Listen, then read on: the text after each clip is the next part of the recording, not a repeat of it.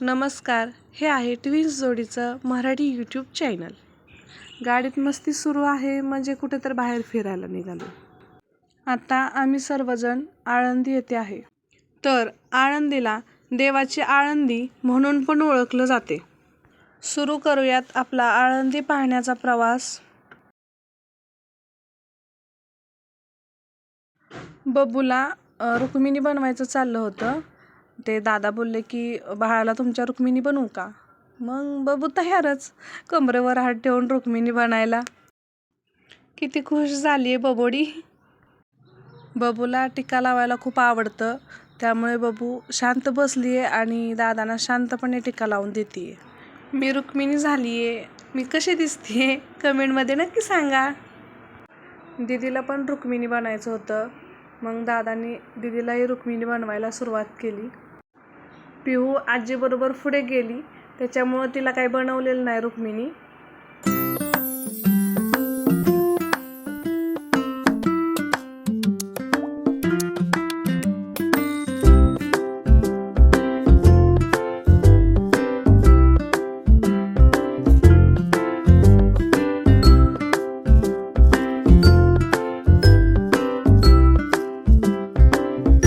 संत श्रेष्ठ ज्ञानेश्वरांचे समाधी स्थळ म्हणून आळंदी प्रसिद्ध आहे.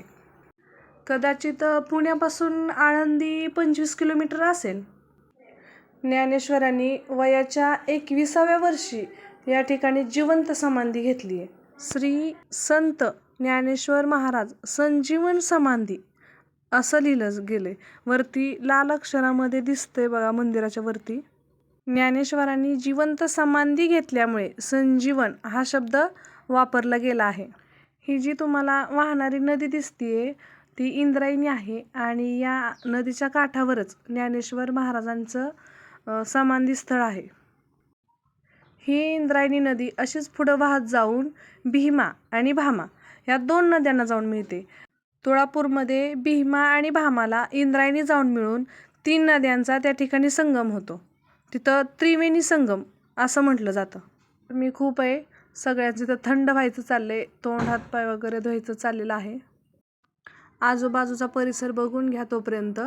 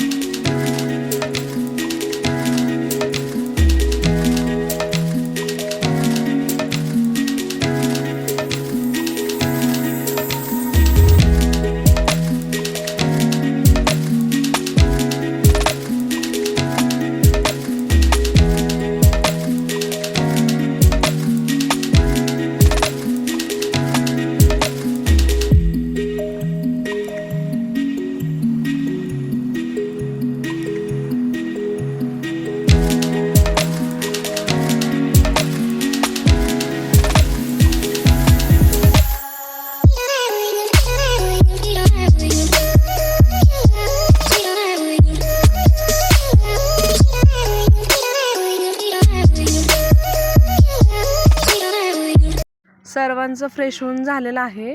एवढ्या गरमीमध्ये तोंड हातपाय धुतल्यामुळं खूप छान वाटतंय आणि थंड वाटतंय. आता सगळेच मंदिराकडं निघालोय. मंदिराच्या पायरीजवळ पोहोचलोय आणि इथं सगळ्या मुलांची मस्ती सुरू होती. चला, चप्पल वगैरे काढून झालेत. रुक्मिणी कशी बसली आहे, तर पूजेला लागणारं साहित्य घ्यायचं सुरू आहे.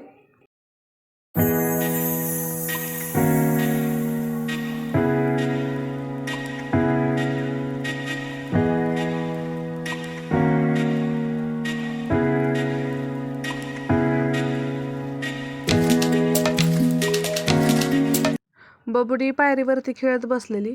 मग पिहूलाही खाली उतरायचं होतं खेळण्यासाठी. मग पिहूलाही खाली उतरवलं. मग दोघीजण खेळत होते. खाली खेळायला लागल्यावर जरा बरं वाटत होतं. हात खूप दुखून आलेले. खाली त्यांना त्यांचा काका खेळवायला लागलेला. काकासोबत त्यांच्या त्या खेळत होत्या.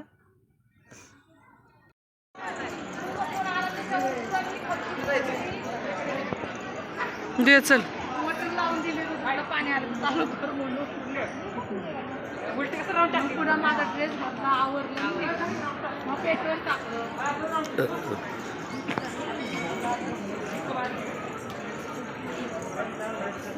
ट्रिप निघाली काय पोरी? बसतो वर येतो येतो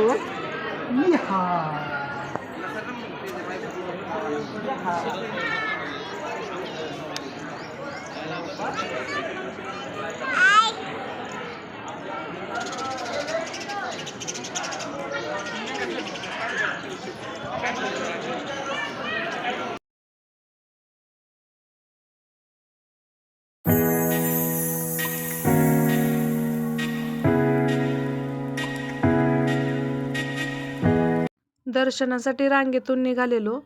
आपण कोणत्याही मंदिरामध्ये गेलो तर प्रत्येक ठिकाणीच अशा पद्धतीची दर्शनासाठी रांग असते. दर्शनासाठी जास्त गर्दी नाही आता सध्या तरी. खूप उन्हाचं आलेलो, दुपार झालेली खूप, त्याच्यामुळे गर्दी जास्त दिसत नाहीये. हे आहे पण थोडीशीच आहे, जास्त नाही. जसे रोज असते तशी जास्त नाहीये म्हणतात. त्याच्यामुळे लवकरच दर्शन मिळेल आपल्याला.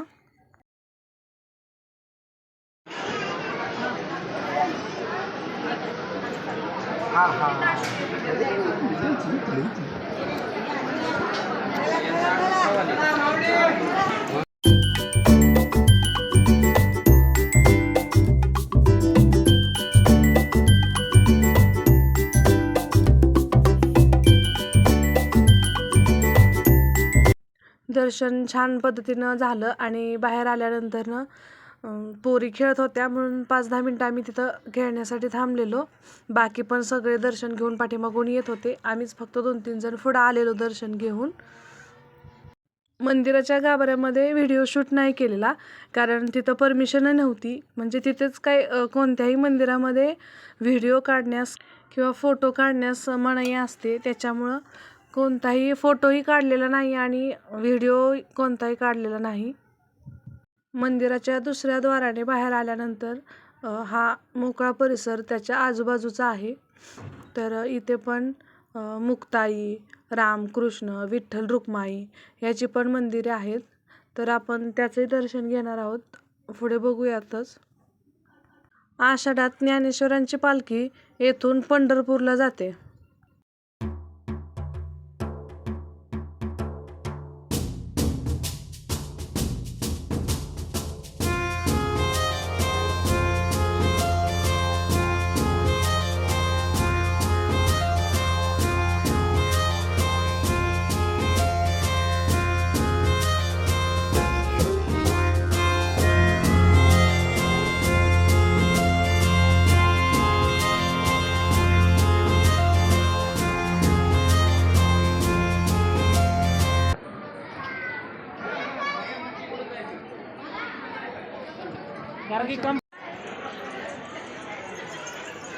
दीदी तू माझ्यासोबत चल.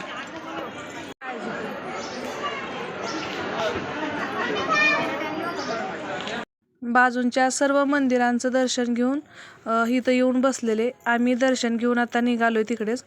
तर इथं तोपर्यंत तिळगुळ वगैरे म्हणजे प्रसाद वाटायचा चाललेला. पिऊ आणि बबूला खूप आवडतात तिळगुळ. पिऊ हात पुढे करून घेते तिळगुळ आवडतात म्हणून. आता आमचा पुढचा प्रवास थेऊर म्हणजे तुळापूर आणि थेऊर असा आहे. तर आपण पुढच्या व्लॉगमध्ये भेटूयात आणि पुढचा प्रवास बघूयात. Bye bye.